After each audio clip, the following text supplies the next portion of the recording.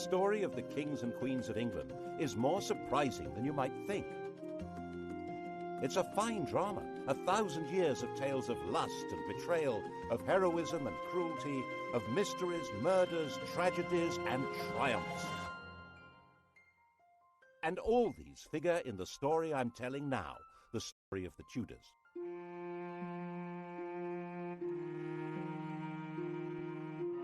Above all, though, the story of this great dynasty of rulers is a tale of passionate love affairs and what happens when love and high politics collide.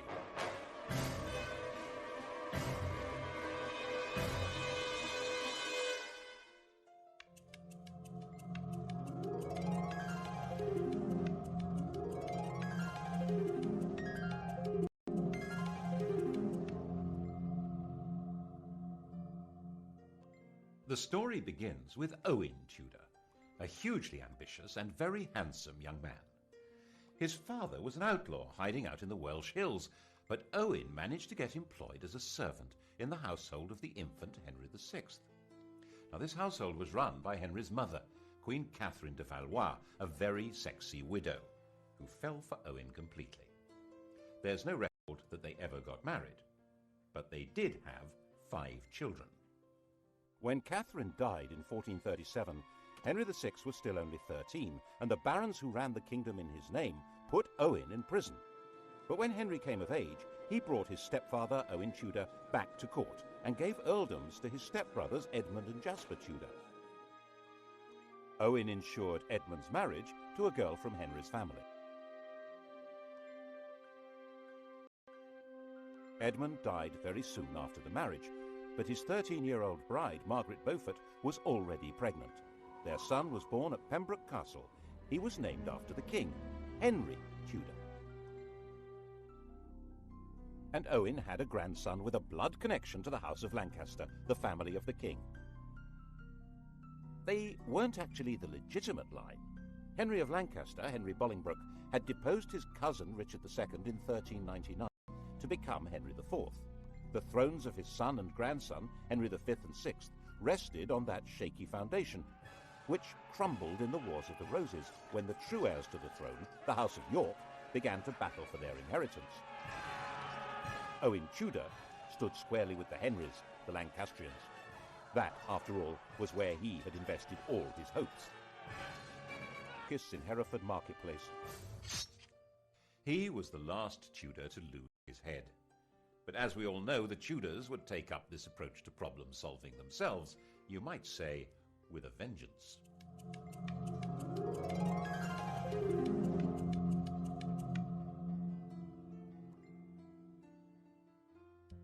Edward of York seized the throne, Edward IV, and Owen's 4-year-old grandson, Henry Tudor, began what would be decades of living on the run or as a refugee. But 3 years later, King Edward did something that would eventually give Henry Tudor everything Owen had wished for. He fell in love, and that began a chain of events which altered all England's history. When Edward was about 20, he was waylaid by an attractive widow of about 25 who was trying to recover her late husband's property. Edward, 6'3" tall and really very good-looking, wanted to help, and he became besotted. It seems she persuaded him to secretly enter into a contract to marry her.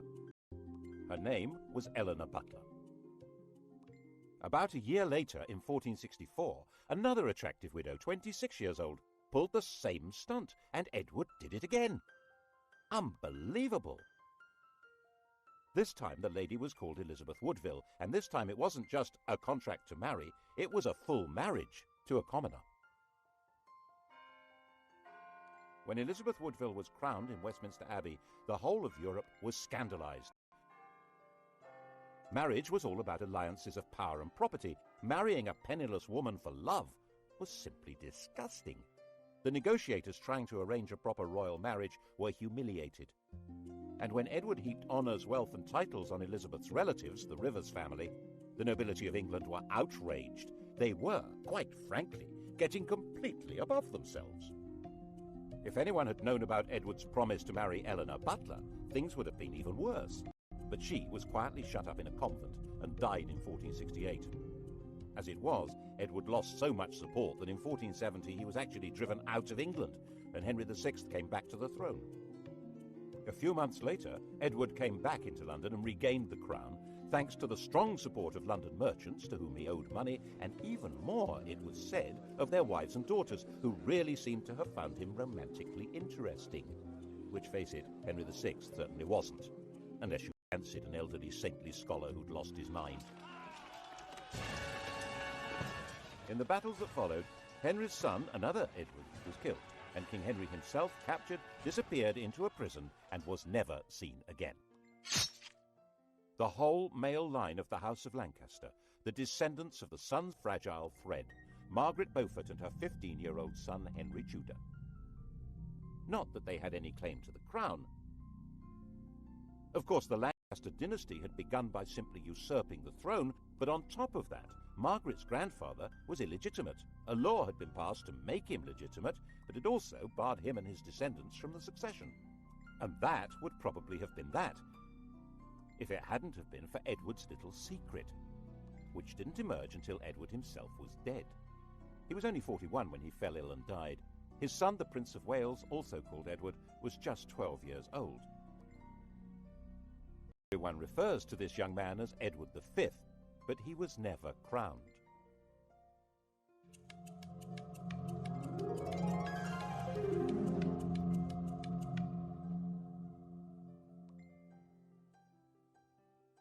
The dead king's will was clear.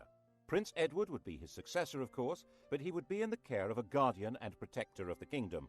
That person was Edward IV's brother, Richard, Duke of Gloucester.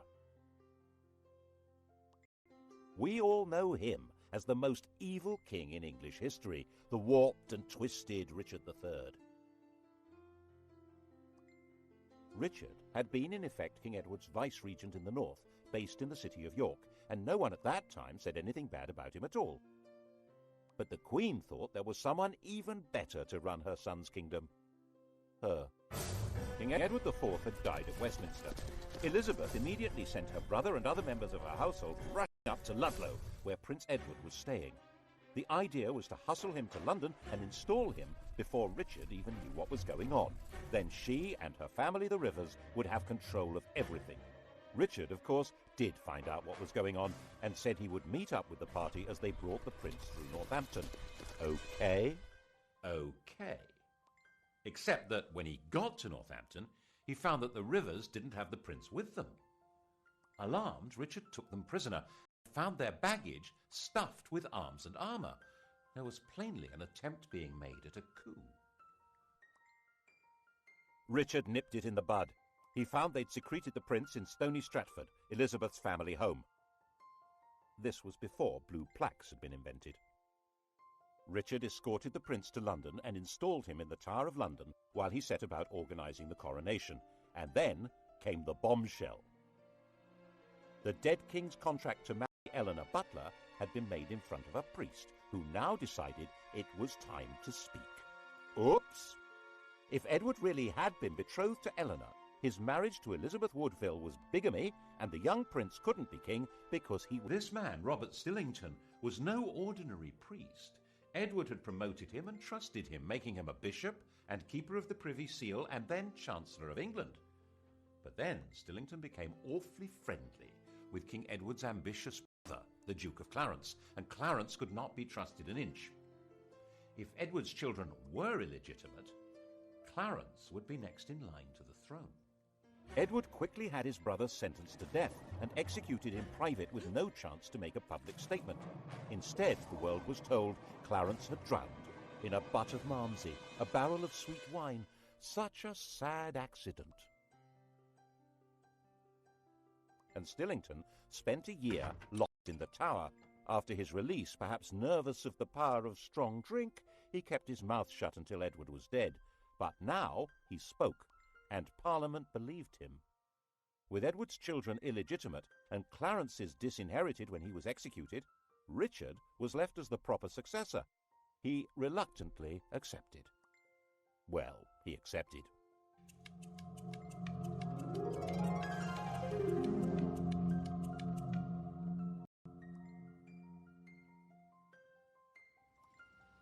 And the Tower of London changed from the Prince of Wales's palace into his prison. He shared it with his brother. Neither was ever seen again. Did Richard have them killed? No one knows, but later the evidence was going to be shaped as far as possible to make him guilty. He's been said to have personally killed Henry VI and Henry's son, whose widow he married, and done the dirty deed with Clarence and the Malmsey, quite apart from the murder of the princes in the Tower. The picture of Richard that's come down to us, the hunchbacked, sinister and ruthless tyrant, is a caricature painted after he'd been deposed and immortalised by the Tudors' greatest propagandist, William Shakespeare. One of the buildings inside the Tower of London was even given the name the Bloody Tower to associate it with Richard's foul murder of the princes, though they almost certainly were in a different building anyway. He'd certainly been a popular figure in the north of England, where his brother had charged him with healing the divisions of the Wars of the Roses, but it only took 4 months for a rebellion to emerge against him. The rival candidate was, of course, the boy across the water, now not such a boy, Henry Tudor. The House of York was now as extinct as the House of Lancaster. Henry Tudor was all there was for disappointed Yorkists as well as Lancastrians. And there were plenty of disappointed Yorkists. Richard gave positions, power and wealth to men he trusted, whom he'd got to know in the north of England, leaving a lot of southerners out in the cold who thought they could do much better under a more sympathetic figure. And now he came and landed at Milford Haven in Wales on the 1st of August 1485. 3 weeks later, when he came to do battle at Bosworth, his force had grown by just 3,000 men. Richard came to the battlefield as rightful King of England. Before the battle began, he held a coronation ceremony, restating his right of true succession to the crown, a right which Henry Tudor did not possess at all. Actually, given the fact that his family was specifically barred from the succession, he had pretty much less claim than anyone else there. But that's not how things were working out. Richard III was the last English king to die on a battle. The crown of England was found lying under a bush at the end of the Battle of Bosworth and placed on Henry Tudor's head. And Henry understood how you rule England. Not by winning over great nobles, they'd pretty well all been wiped out, but by winning over public opinion. The pen is mightier than the sword, especially when it tells the story of what happened.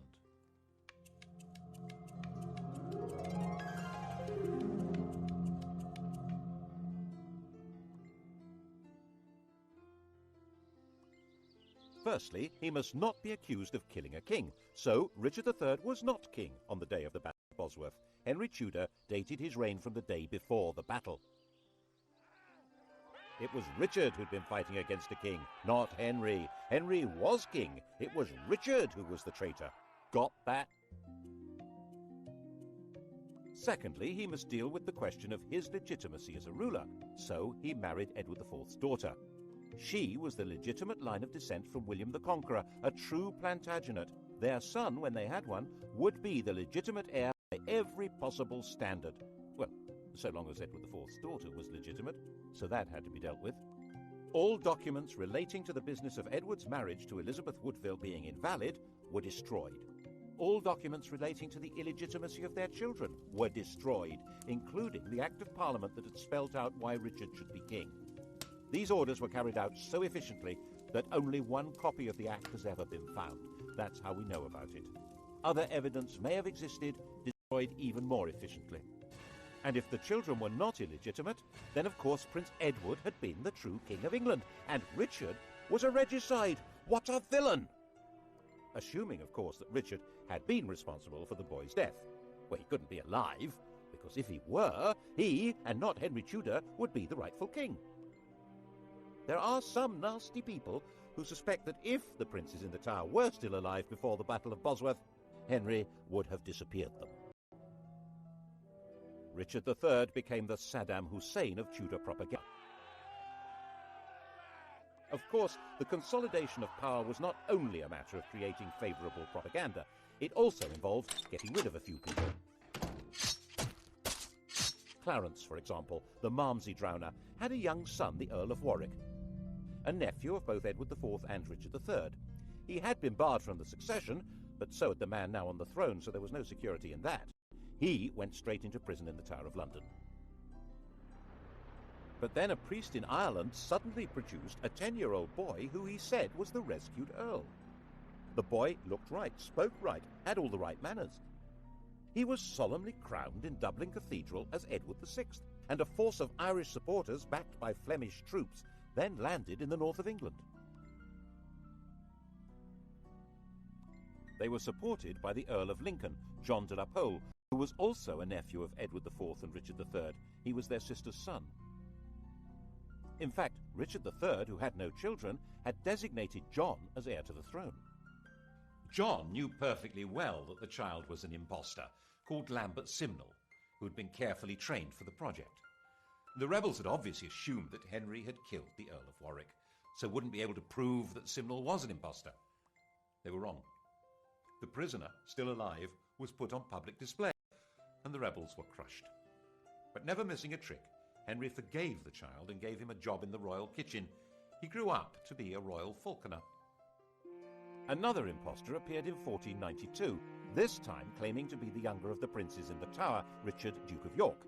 His real name was Perkin Warbeck, and he stayed on the continent collecting support from anyone who fell out with Henry. Henry had persuaded Parliament to set up a special court to try members of the nobility who were a threat to the crown. A number of Warbeck's supporters suddenly found themselves arrested, tried for treason, and facing execution. This court was to become the notorious Court of the Star Chamber. Perkin was a constant irritant, first trying to invade from Ireland, then teaming up with the King of Scotland, and finally in 1497 he raised a rebellion in Cornwall, which Henry crushed, and promising leniency persuaded Perkin to surrender. Perkin was imprisoned at the Tower, which of course already housed Clarence's son, the Earl of Warwick. And of course it wasn't long before evidence appeared that the pair of them were plotting a joint escape, and that was the end of both of them. There was one other person with a claim to the throne, Henry Tudor's mother, Margaret. In fact, whatever claim he had, she must have a better one, but no woman had ever ruled England in her own right. And Henry needed a son to inherit the throne. Not just to the Plantagenets, but to patriotic English legends. But Arthur died in 1502, leaving his younger brother Henry as the Tudor heir. And in 1509, when the 52-year-old king died, Henry VIII succeeded to the throne.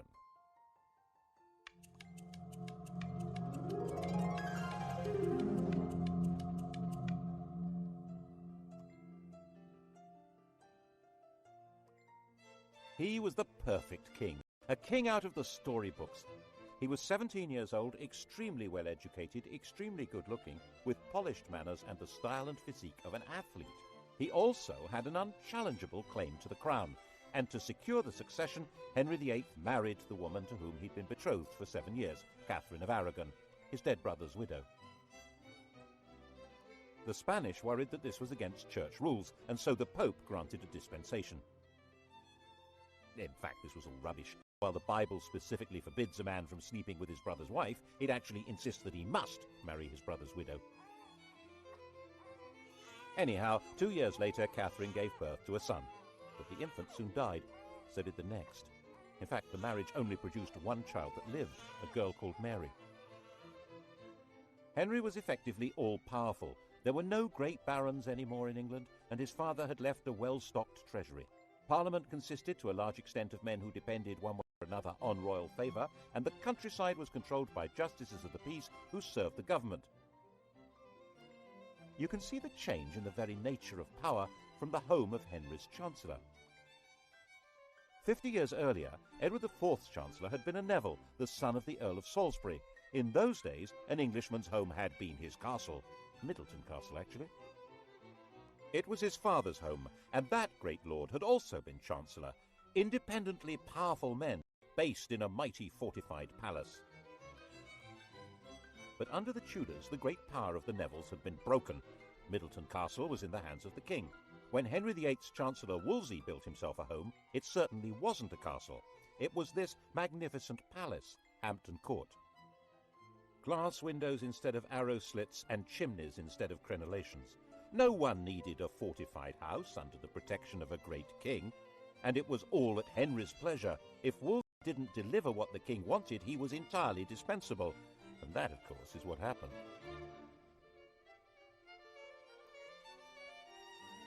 The royal marriage was haunted by the ghost of their dead sons.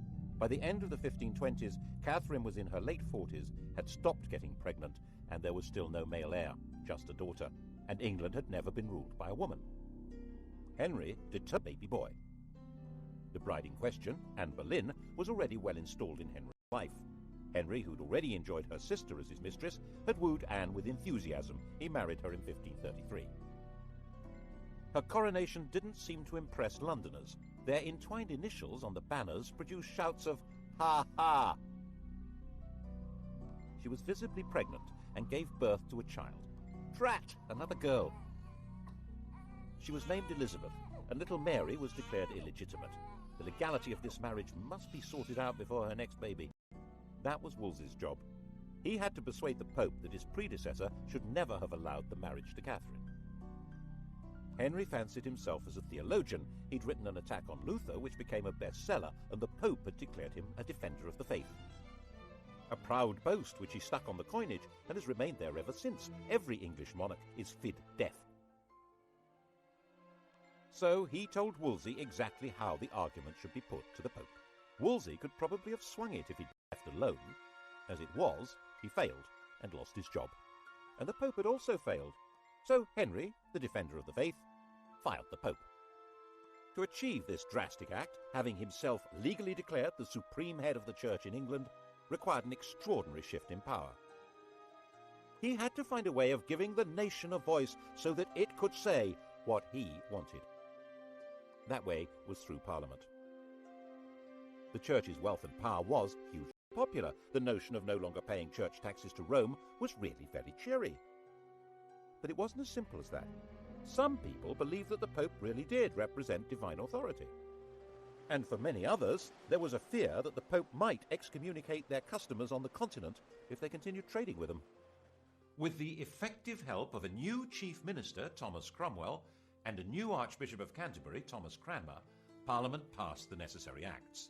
By the end of 1534, the King of England had become legally the total, overall, supreme ruler of the whole shebang. Once Henry VIII had become head of the Church in England, he was a new kind of king. One immediate consequence of the new order was that he had control of the fabulous wealth of the English Church. It wasn't just the Pope who got the sack. He closed down all the monasteries and nunneries. There weren't all that many people in them, less than 10,000 over the whole country, but there may have been 10 times that number dependent on them. And in areas such as Lincolnshire and Northumberland, there was armed rebellion. One of the rebel leaders was John Neville from that great old family of barons, but the Nevilles were no threat to the modern crown. The rebellions were crushed. And monastic lands were sold off cheap to bolster the treasury, who would loyally support the crown. The old struggle for power between the papacy and the monarchy had now been decisively settled. Becket, the 12th century archbishop whose defence of church power had led to his martyrdom, had been the most popular saint in England. Henry ordered Becket to be declared no saint, to be tried and convicted of treason, and for his bones to be burned and the dust scattered in the air. Who's in charge now, eh? What's more, in 1536 Catherine of Aragon died, meaning that the problem of the ex-queen had gone away. He and Anne Boleyn dressed in bright yellow to celebrate. But 4 months later, he was told that Anne had committed adultery. Henry was surrounded by courtiers jockeying for influence, forming alliances, factions, to do down those who might damage them. And Anne became a victim of an organised campaign by those who felt endangered by her faction. Whether it was true or not, no one knows, because Henry's fury was so total that her trial and those of her supposed lovers was a travesty. She might indeed get pregnant with a boy, but then its parentage would be in doubt, and she might not. She'd miscarried at least twice since Elizabeth's birth. Without a legitimate son, it had all been for nothing. Anne was imprisoned in the royal lodgings in the Tower of London. Henry had extended them before their coronation, and now she was occupying them for the first time. Not as his wife, but as his prisoner. After 18 days, she was beheaded, and Henry married Jane Seymour.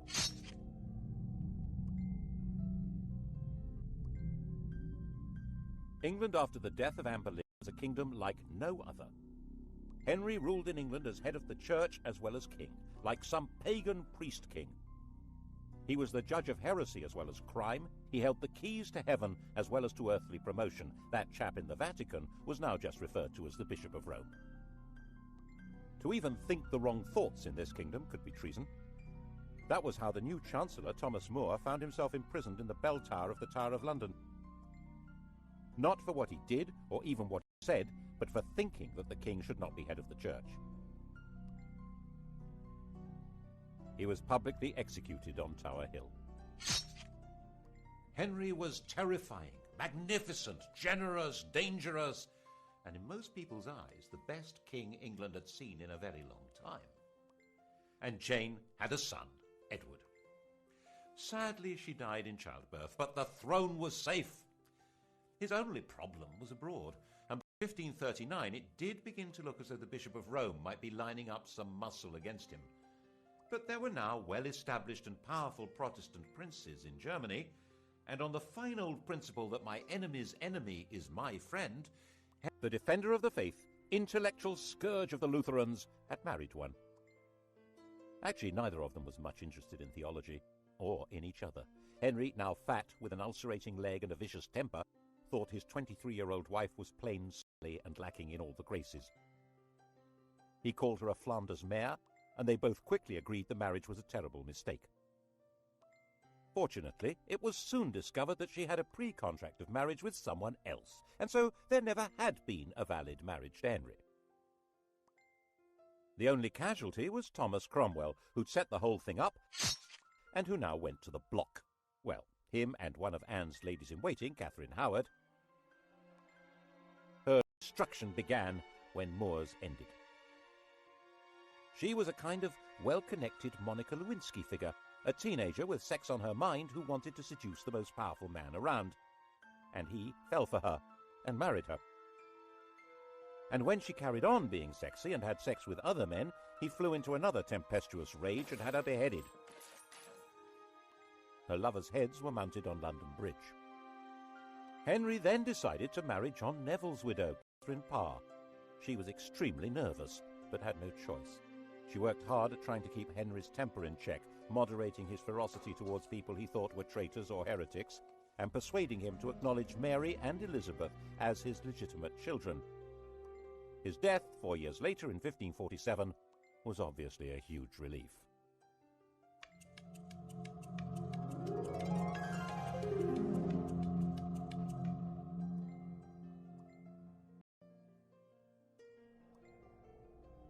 Henry had succeeded in leaving a son, but only just. Jane's son, Edward VI, 9 years old, was a sickly child. He was educated as a Renaissance prince, a humanist, and as a Protestant, far more so than his father.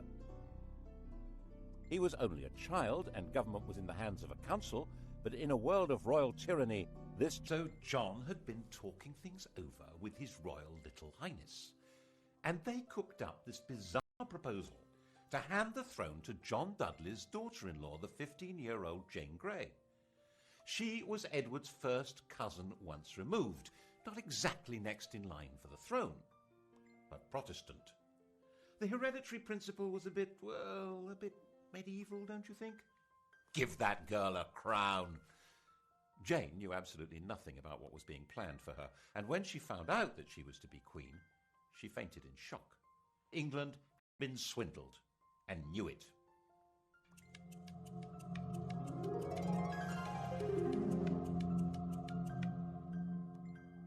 Jane came to London as queen, but was she? Everyone's eyes turned to Mary. Throughout all that had happened since Henry had disowned her, Mary had very publicly maintained her Catholic faith and the public celebration of the Mass. She'd become a symbol of resistance to tyranny, and whenever she appeared in public, she was mobbed and cheered. And now Mary announced that she was the proper heir to the throne, and she was going from her home in Framlington in Surrey to be crowned in London. The journey was a procession through villages and towns filled with cheering crowds. She entered London to the greatest street party the city had ever seen. The dancing, drinking and bell-ringing went on all night. After just 9 days as the first woman to rule England, Jane was placed under arrest by her own father, who was supposed to be her chief defender. She was imprisoned, and Mary felt obliged in the end to have Jane executed. It didn't help that her father joined a rebellion against Mary. But by then, 6 months after her triumph, many people were ready to rebel against Mary. The defiant woman who'd stood against tyranny was now on the tyrant's throne.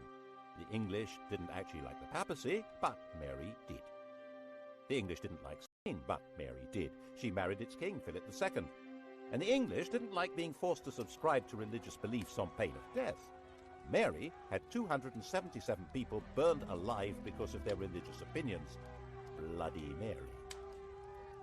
Unable to have children, a bitter invalid, England's second queen died in 1558, 42 years old, the most detested ruler in all England's history. There were celebrations almost as fervent as had greeted her arrival 5 years before.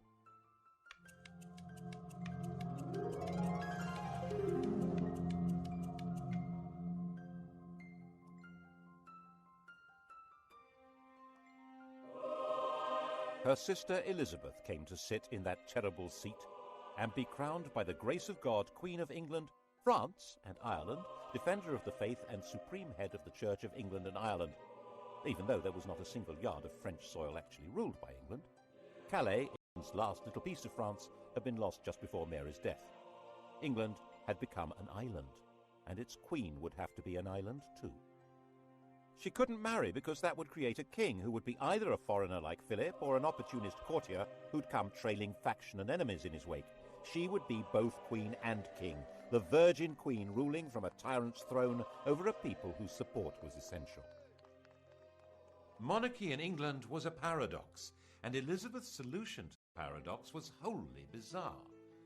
The Tudor monarchy had been shaped by the need that had not materialized, and now Elizabeth would choose to have no child at all. How would the crown survive? Elizabeth succeeded to the throne when she was 25 years old. By that age, women were generally married with children, but Elizabeth had never had any intention of doing that. Her father had killed her mother. His behavior towards his other wives had been equally dreadful. At 14, Elizabeth had announced that she would never marry. In fact, her survival through Mary's reign had depended on her being free of any association with anyone else. The slightest hint of her involvement with other people could have made her seem to be connected with plots against Mary and would have led to her execution. She stayed mute, giving no sign of a religious, political, or emotional attachment that might destroy her. By the time she came to the throne, the persecutions of her predecessors had left it a stark and lonely place. 9 bishoprics were vacant. There was only 1 duke left alive, and the treasury was empty. She had no close relatives left alive. The heir to the throne was her aunt's granddaughter, Mary, Queen of Scots, a Roman Catholic. No one knew whether Elizabeth was a Roman Catholic or a Protestant. The first test came over the oath of allegiance. Elizabeth insisted that, like her father, people must acknowledge her as head of the church. The bishops, Roman Catholics appointed by Mary, said that in that case none of them would allow her a coronation. Well, all except for the Bishop of Carlisle. He did the honours, and the popular acclamation for the new queen was terrific, and she shouted back, "God a mercy, good people."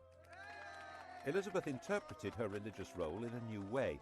She declared that she didn't mind whether her subjects were Catholic or Protestant, so long as they were loyal. She'd survived by being very careful about what she said and did, and that was how she coped with sovereignty. She dared not marry or be touched by scandal, but her every move was watched like any modern royal, maybe more so. To the extent that her laundresses were bribed by ambassadors who wanted to know whether her periods had stopped in case she was pregnant. She made herself look splendid, held magnificent pageants, and eventually seemed to be holding the kingdom together without the rebellions, persecutions, and massacres that had become regular features of English life. She managed this in partnership with an immensely loyal and capable minister, William Cecil, and constantly teasing the world with a showy flirtation with the Earl of Leicester, Robert Dudley. But the love affair she really encouraged was to have the nation adore her.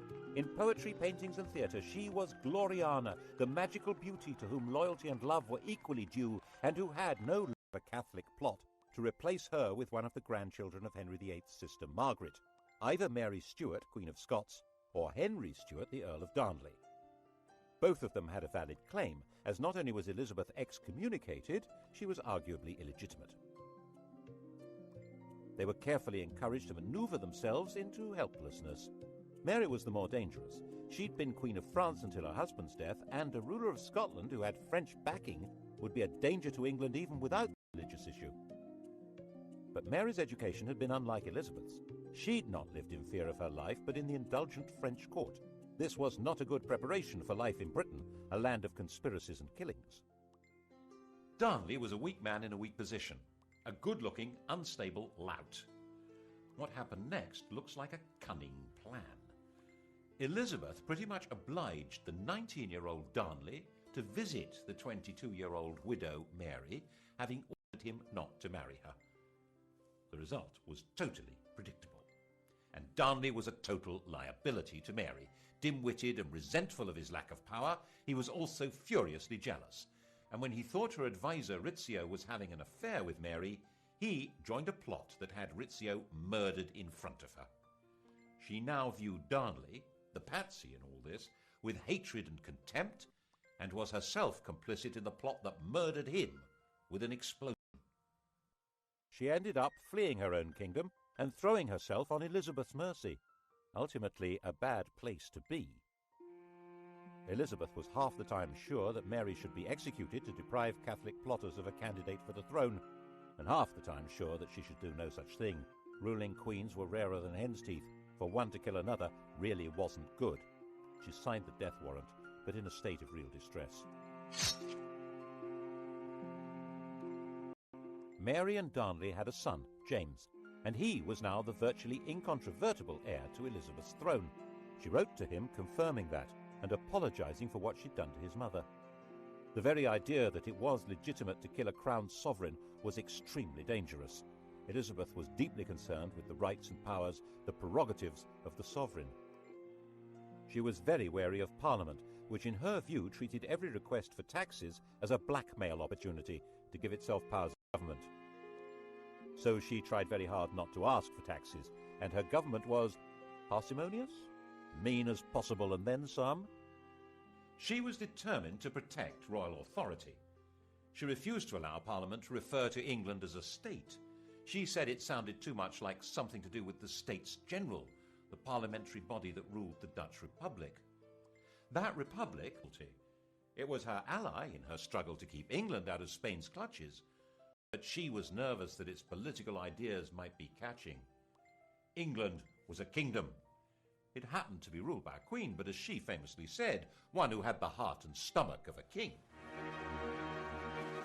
Of course, Elizabeth's greatest moment was when she managed to see off the Spanish Armada, when Philip II, by far the most powerful ruler in the world, assembled a vast fleet to collect an invasion army from the Low Countries and bring England back into the Roman Catholic Church. The English fleet, genuinely patriotic, genuinely daring, skillfully harried the Armada to prevent it finding a safe anchorage where it could make contact with the landing force.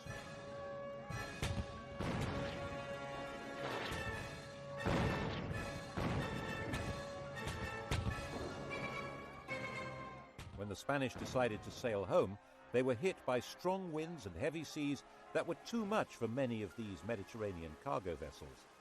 So far as the English and the Dutch were concerned, God had blown them away. Philip himself saw it as a baffling defeat that meant God was not on his side. But Elizabeth was still not prepared to ask Parliament for the money to pay her victorious sailors' wages. They were not due to be paid until they came ashore, so their queen left them rotting at anchor. And when messengers came to court to plead for the starving men who'd saved England, they arrived in the middle of extravagant celebrations of the victory and were turned away. Elizabeth died, the grand, and he became besotted. It seems she persuaded him to secretly enter into a contract to marry her. Her name was Eleanor Butler. About a year later, in 1464, another attractive widow, 26 years old, pulled the same stunt, and Edward did it again. Unbelievable! This time the lady was called Elizabeth Woodville, and this time it wasn't just a contract to marry, it was a full marriage. to a commoner. When Elizabeth Woodville was crowned in Westminster Abbey, the whole of Europe was scandalised. Marriage was all about alliances of power and property. Marrying a penniless woman for love was simply disgusting. The negotiators trying to arrange a proper royal marriage were humiliated. And when Edward heaped honours, wealth and titles on Elizabeth's relatives, the Rivers family, the nobility of England were outraged. They were, quite frankly, getting completely above themselves. If anyone had known about Edward's promise to marry Eleanor Butler, things would have been even worse. But she was quietly shut up in a convent and died in 1468. As it was, Edward lost so much support that in 1470 he was actually driven out of England, and Henry VI came back to the throne. A few months later, Edward came back into London and regained the crown, thanks to the strong support of London merchants to whom he owed money